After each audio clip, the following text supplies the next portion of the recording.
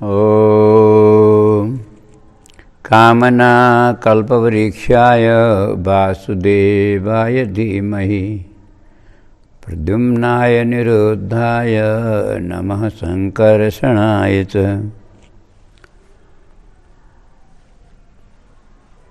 आदरणीय भक्त सज्जन वृंद, जय श्री राधे, जय श्री कृष्ण। आउनुहोस् आजको सत्सङ्गलाई हामी प्रारम्भ गरौँ। पूर्व प्रसङ्गमा हामीले दक्ष प्रजापतिको सृष्टि वर्णन, यो दक्ष प्रजापतिको दोस्रो जन्म हो। स्वयम्भू मन्वन्तरका ब्राह्म दक्ष प्रजापति पुनः चाक्षुष मन्वन्तरमा प्राचेतस दक्ष भएर हजारौं वर्ष तपस्या गरे। भगवानको कृपाले यिनले शक्ति प्राप्त, कृपा प्राप्त गरेर असिक्नी नामकी पत्नी कन्यासँग बिहा गरे। इनकी असिक्नी नामकी पत्नी भइन्। यिनले 10,000 हार्यश्व नाम गरिएका पुत्रलाई उत्पन्न गरे, किनकि इनको तपस्याको बल, योगको बल, कृपाको बल, असाधारण सामर्थ्य यिनीमा छ। त्यही भएर यिनले 10,000 पुत्रहरूलाई सृष्टि गरे र तपस्या गर्न वनमा पठाए। मार्गमा नारदजी फेला पर्नुभयो, कूट प्रश्न गर्नुभयो। जो हामीले पूर्वोक्त प्रश्न हामीले श्रवण गऱ्यौँ, यिनलाई कूट प्रश्न भनिन्छ। यसको सीधा सीधा उत्तर हुँदैन, बुझेर सम्झेर दिनुपर्छ। तर यिनी हार्यश्व बालक बडा प्रतिभाशाली थिए, बुद्धिमान थिए। यिनीहरूले अड्कल गरे, अनुभव गरे र गुरुवर हामी हजुरका प्रश्नको उत्तर दिन्छौँ भनेर। जुन राष्ट्रमा एउटै पुरुष छ, त्यो भनेको सम्पूर्ण यो विश्व ब्रह्माण्ड एउटा राष्ट्र हो। यसमा पुरुष भनेको एउटा परमात्मा हो। अरू साधारण जीवात्माहरूको त केही निश्चय हुँदैन। अहिलेको पुरुष अर्को जन्ममा स्त्री पनि हुन्छ, पशु पक्षी पनि हुन्छ, कीट पतङ्ग पनि हुन्छ, जुन योनिमा पनि जान सक्छ। त्यही भएर त्यसलाई पुरुष भन्न मिल्दैन, सकिँदैन। हो तर अस्थायी, अनिश्चित हो। त्यही भएर भगवानलाई नै पुरुष भनिन्छ। एउटा सानो दृष्टान्त एउटा प्रस्तुत गरौँ। याद आयो, भक्तमालको कथा हो, बडा मिठो प्रसङ्ग छ। मीराबाई जब प्रथम बार वृन्दावनमा गइन्, उनी भगवानको विरहमा व्याकुल छन्। गली गलीमा भगवानलाई खोज्दै हिँड्छिन्, भगवानको दर्शन गर्ने। हालाकि उनले धेरै बार भगवानको प्रत्यक्ष दर्शन पाइसकेकी छन्, तर भगवानको दर्शनले कोही अघाउँदैन। मतलब विशेष गरेर भक्त कहिले अघाउँदैन। उनलाई भगवानको भक्तिमा ओतप्रोत भएकी छन्। उनले वृन्दावनमा गएर सुनिन्, यहाँ एउटा उच्च कोटिका सिद्ध सन्त हुनुहुन्छ, जसको आशीर्वाद पनि अमोघ छ, जसको दर्शन पनि व्यर्थ जाँदैन।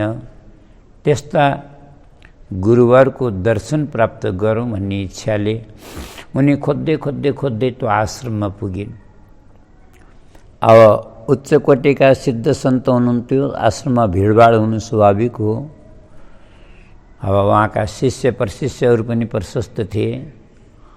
एउटा शिष्यसँग उनले निवेदन गरिन्, म धेरै टाढाबाट गुरुवरको दर्शन गर्न आएकी हुँ, के मैले दर्शन गर्न पाउँछु? अब शिष्यले भने, देवी हजुर यहाँ पर्खनुहोस्, म गुरुजीको आज्ञा लिएर आउँछु, गुरुजीलाई सोधेर आउँछु। अब गुरुजीलाई सोध्न गए, गुरुजीले भन्नुभयो जाऊ गएर भनिदेऊ म कुनै पनि परस्त्रीको मुख हेर्दिनँ, म ब्रह्मचारी हुँ, परस्त्रीलाई दर्शन दिन्न म। अब शिष्यले गएर भनिदिए देवी क्षमा गर्नुहोला, हाम्रो गुरुजी भन्नुहुन्छ म कुनै पनि परस्त्रीलाई दर्शन दिन्न, परस्त्रीको दर्शन गर्दिनँ। त्यतिखेर मीराबाईले जो भनिन् एउटा अद्भुत जवाब दिइन्। उनले भन्ने क्षमा गर्नुहोला ऋषिवर, भूल भएछ, मलाई थाहा थिएन कि यो आश्रममा कोही परपुरुष बस्छन्।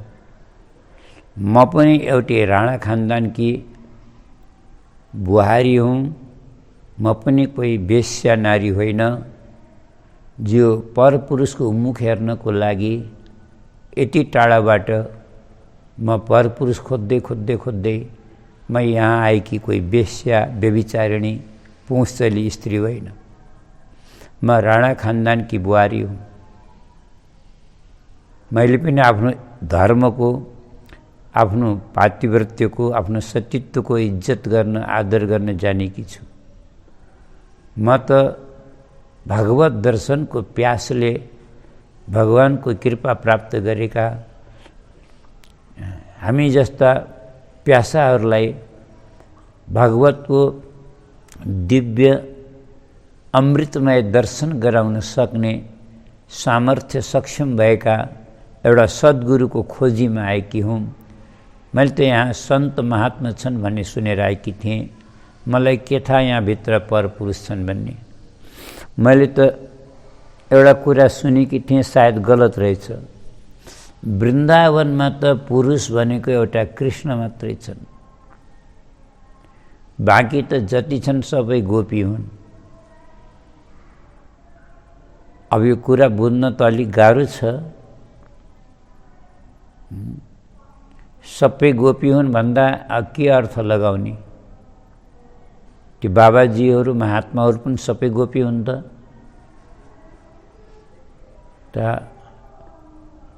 सन्तको दृष्टिमा सबै गोपी हुन्। किनकि गोपी भन्ने जो शब्द हो यो जातिवाचक शब्द होइन, कोही स्त्री जातिलाई गोपी भनेको होइन।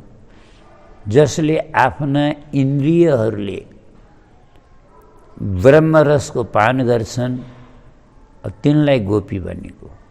अगर त्यस अर्थमा भन्ने हो भने वृन्दावनमा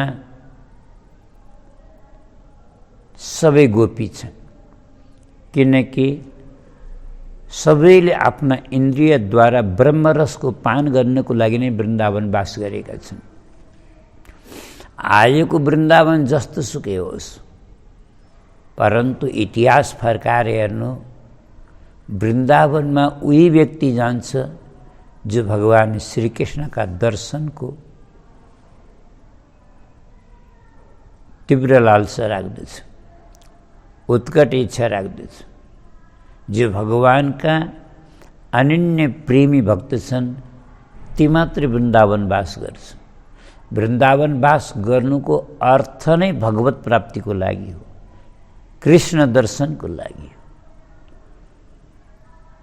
कथा सुन्नुभएको होला सबैले, रासलीलाको दर्शन प्राप्त गर्नको लागि भगवान शङ्करलाई पनि गोपी बन्न पर्यो, जसको प्रत्यक्ष उदाहरण आज पनि वंशीवटमा भगवान शङ्कर आज तक गोपी बनेर एक रूपले बस्नु भएको छ। नपत्याए दर्शन गर्न जानु कुनै पनि दिन, सम्भवतः एउटा सोमबारलाई छोडेर बाँकी कुनै पनि दिन जानु, भगवान शङ्कर गोपीश्वरको रूपमा आज साडी पहिनेर, चुन्नी ओढेर, नथ लगाएर भोले बाबा गोपी बनेर आज पनि दर्शन दिनुहुन्छ। त अब हामीले भाव बुझ्यौँला, वास्तवमा पुरुष भनेको एउटै भगवान। र एउटा यसको एउटा अर्को पनि अर्थ हुन्छ, यो शरीर एउटा राष्ट्र हो, यो शरीरभित्र एउटा जीवात्मा छ, त्यसैलाई पुरुष भन्न मिल्छ। यो शरीरको एउटै पुरुष हो, त्यो जीवात्मा हो। अब पूर्व पनि पश्चिम पनि दुईतिरै बग्ने ओरदोर गर्ने यस्तो नदी कुन हो त भन्दा भगवानको माया। यो विलक्षण नदी, यो दोहोरै बग्छ, यो पूर्व पश्चिम पनि बग्छ, उत्तर दक्षिण पनि बग्छ। यो यस्तो नदी हो।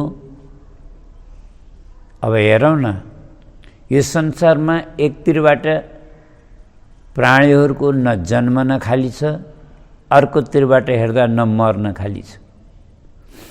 मान्छे प्राणीहरू दिनौँ जन्मेका छन् और दिनौँ मरेका छन्। अब हामी सोच्छौँ त्यो आउनु र जानु बराबर दोहोरै नदी हो कि नै? न त आउन खाली छ, न जान खाली छ। यो संसारमा प्रतिदिन अनेकौं प्राणीहरू जन्मन्छन् और अनेकौं प्राणीहरू मर्छन्। बस यही हो, आउनु र जानु, दोहोरै बग्ने नदी भगवानको माया हो। 25 तत्त्वले बनेको यो विलक्षण घर महल बनेको यो हाम्रो शरीर हो, यो देह हो। यो शरीर पनि 25 तत्त्वले बनेको छ। यो एउटा घरै हो, महलै हो। अस्ति स्तम्भम स्नायुबद्धम मांस शोणित लेपितम चर्मा वनद्धम दुर्गन्धम मूत्रम पात्रपुरी सयोवरे। अब यो हेर्नु, हाडका त खावा छ, नसाले बाँधिएको छ।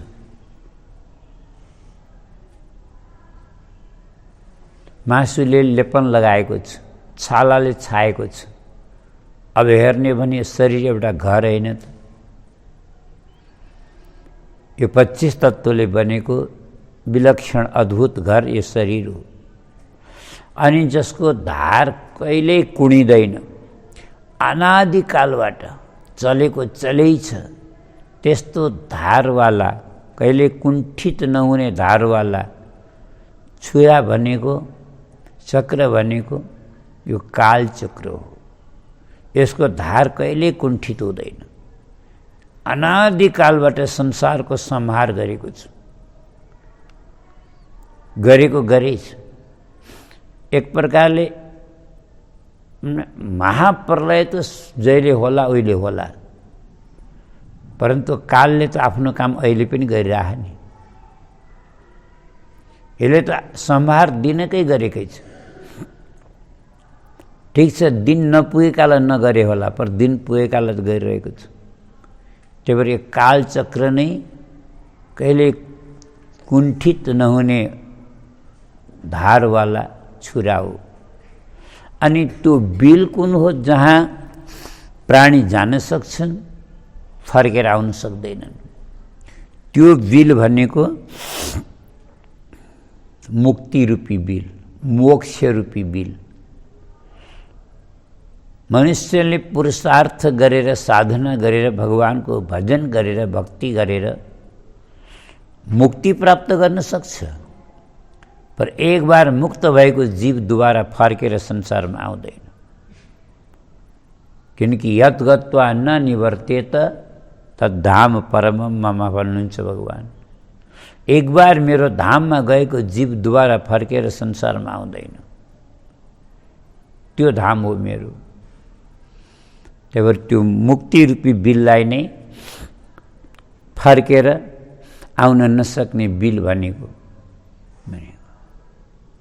अब रह्यो वास्तविक पिता को हो त भनेको, वास्तविक पिता भनेको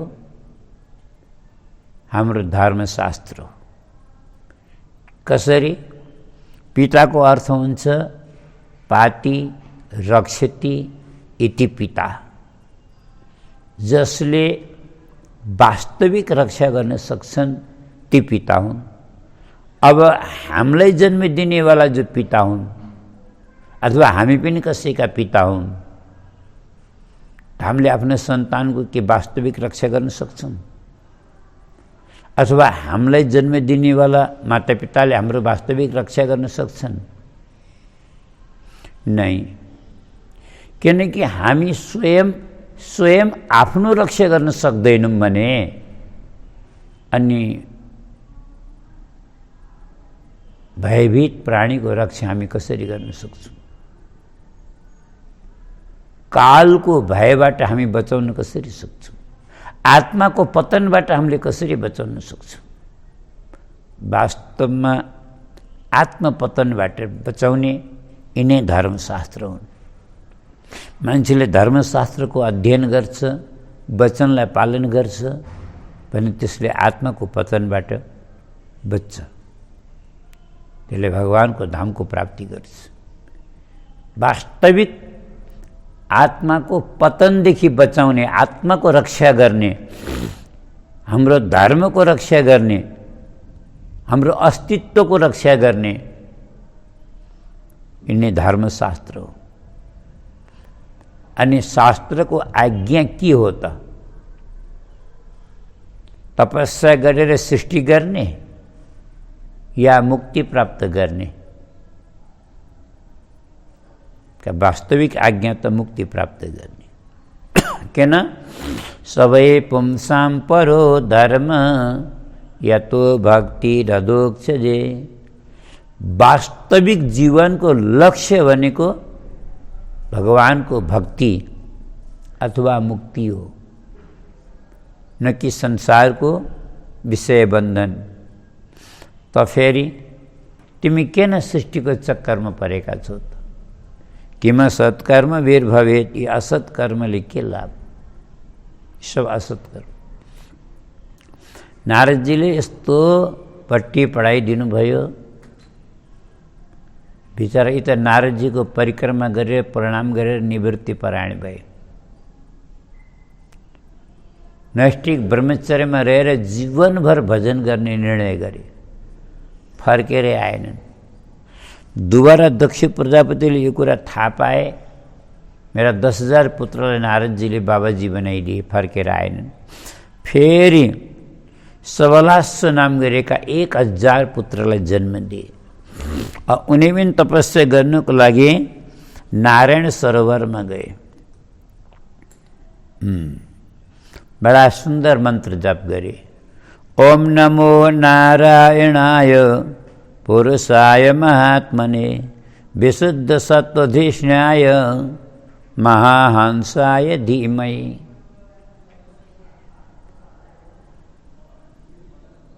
यसरी तपस्यामा संलग्न देखेर, समर्पित देखेर देवर्षि नारद तिनीहरूका पनि पासमा जानुभयो।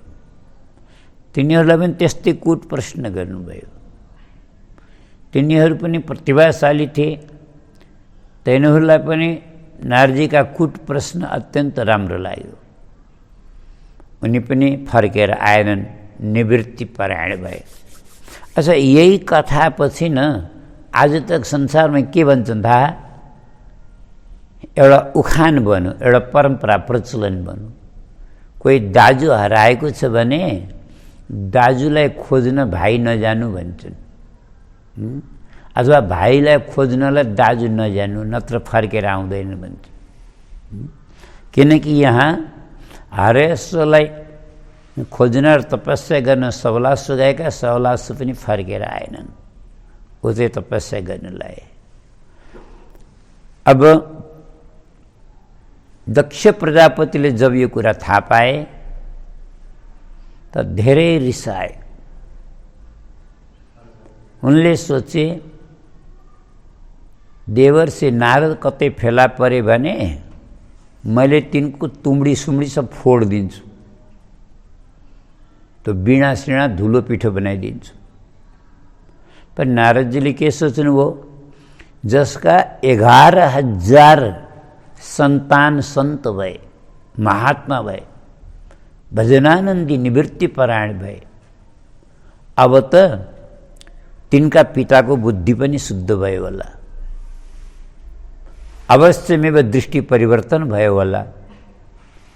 यदि कदाचित केही संस्कार शेष रहेछ भने त्यो पनि पुरा गरिदिउँ भन्दै हरिगुण गाउँदै वीणा बजाउँदै देवर्षि नारद दक्षकै पासमा आउनुभयो। आउँदै हुनुहुन्थ्यो, टाढैबाट दक्षले देखे, टाढैबाट, नजिक आउनु पनि दिएनन्। टाढैबाट के भन्छन्, अहो असाधु साधु नाम। वाह, सम्बोधन कस्तो, साधु नै असाधु अरे। देवर्षि, साँच्चै भन्यो भने तिमी साधु होइनौ, तिमी ढोगी हो, तिमी साधुको नाममा कलङ्क हौ, तिमी असाधु हौ। साधु लिङ्गेन नस्तया, यो साधुको भेष बनाएर यो साधु समाजको बदनामी गर्दै हिँड्या हो। केलाई? किनकि असाध्य कार्यार्भकाणाम भिक्षोर मार्ग प्रदर्शितम। मेरा 5-5 वर्षका बालकलाई, जसले जीवनको केही सुख दुःखको अनुभव गरेका थिएनन्, बिचरा 3 ऋणबाट पनि मुक्त भएका थिएनन्, यिनले संसार देख्न पनि पाएका थिएनन्, बिचरा भर्खर जन्मेका 5 वर्षका बालकलाई तिमीले भिक्षोर मार्गम प्रदर्शित, तिमीले भिखारी बनाइदेऊ, तिमीले जोगी बनाइदेऊ। नानुभूय नजानाति पुमान विषय तीक्ष्णताम, दक्ष प्रजापति भन्छन्।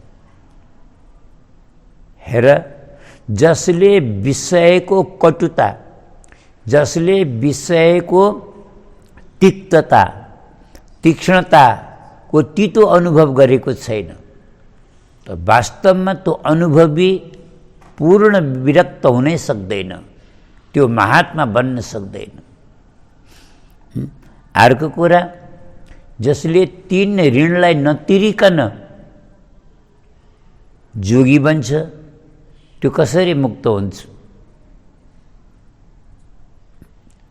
यहाँ एउटा कुरा हामीले बुझौँ है, यो भागवतमा लेखेको छ भनेर फेरि भोलि हामी भन्दै नहिँडौँला, किनकि यो दक्ष प्रजापतिको आफ्नो मान्यता र सोच हो।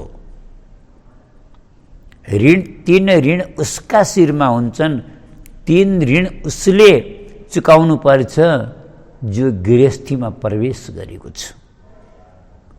किनकि यही भागवतको 11औं स्कन्धमा नवयोगेश्वर जनक राजालाई कथा सुनाउँदाखेरि भन्नुहुन्छ, जो सर्वात्म भावले परमात्माको शरणागत भएको छ, भगवानका चरणको शरण परेको छ,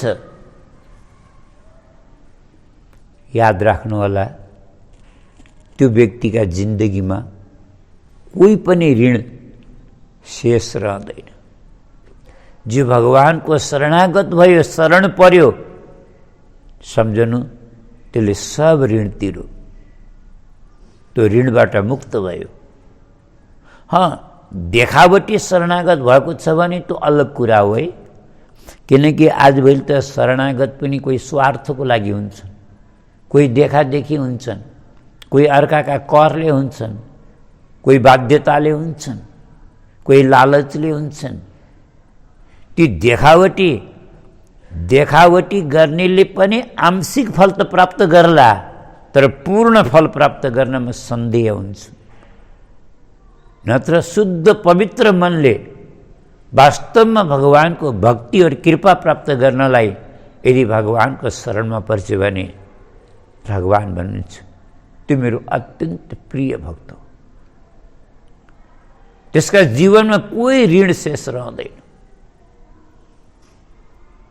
त्यो ऋण हुन्छ। 3 ऋण भनेको के हो यो पनि बुझौँ हामीले। एउटा ऋषि ऋण, दोस्रो देव ऋण, तेस्रो पितृ ऋण। ऋषि ऋण भनेको आज हामीले धर्मशास्त्रहरू पढेर ज्ञान प्राप्त गर्न पाएका छौँ। यो सौभाग्य हामीले कसरी पायौँ कल्पना गरौँ त। यो ऋषिमुनिहरूको कृपाद्वारा। हाम्रा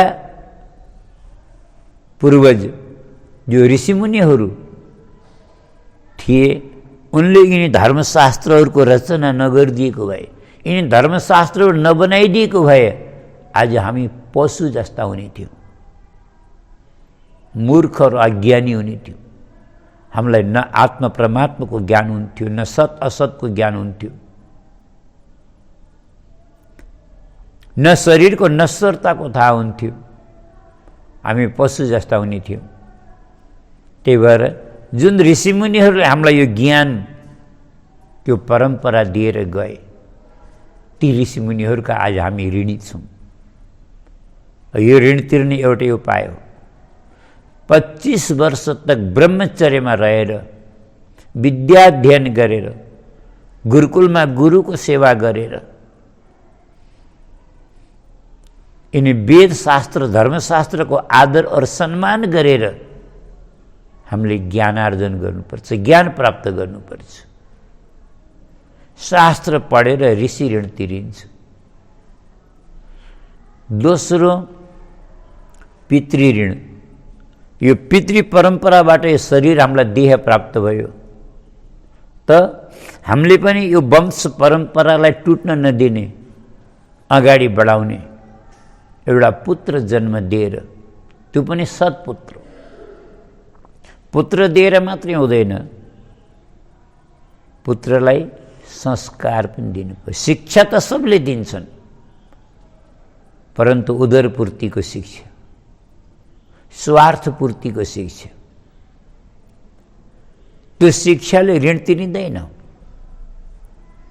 जुन शिक्षामा जो संस्कार छैन, सभ्यता छैन, संस्कृतिको ज्ञान छैन, परम्पराको ज्ञान छैन, आफ्ना पुर्खाका पूर्वजहरूका धर्मको जहाँ सम्मान छैन, हामी साँच्चै इमानदारले भनौँ त्यो शिक्षालाई हामी के भन्ने? त्यो शिक्षाले मान्छे तर्ला त नै। त्यही भएर सन्तानलाई जन्माएर मात्रै हुँदैन, सन्तानलाई संस्कार पनि दिनुपर्छ, तब बल्ल पितृ ऋणबाट मान्छे मुक्त हुन्छ। तेस्रो हो देव ऋण। अब देव ऋण कसरी बुझौँ हामीले? जस्तै टाढा नजाउँ, स्वर्गमा नजाउँ, परलोकमा नपुगौँ, यही देहभित्र देवताले वास गरे हन्। हाम्रा शरीरका प्रत्येक इन्द्रियमा एउटा एउटा देवता बसेका हन्। यो कुरा हामीले कथामा सधैँ सुनिरहेका हुन्छौँ, बुझिया हुन्छौँ। जस्तै उदाहरणको लागि भनौँ है, आँखाका देवता सूर्यनारायण, जिब्राका देवता वरुण देवता, ये घाणेन्द्रियका अश्विनी कुमार, जस्तै हातका देवता इन्द्र, चरणका देवता विष्णु, मनका देवता चन्द्रमा, बुद्धिका देवता ब्रह्मा, चित्तका देवता वासुदेव, अहंकारका देवता रुद्र भने हाम्रा हर इन्द्रियमा, शरीरको हर अङ्गमा एउटा एउटा देवताको शक्ति छ, जसले हामी जीवित छौँ। संसारको सुख दुःख देख्न भोग्न पाएका छौँ भने आज हामी ती देवताहरूको ऋणी छौँ कि छैनौँ? यहाँ तक कि हामीले पञ्चतत्त्वले बनेको शरीर भन्छौँ, यो शरीर पञ्चतत्त्वले बनेको भन्छौँ, तर ती पञ्चतत्त्वका पनि त अधिष्ठात्री देवता छन् नि त।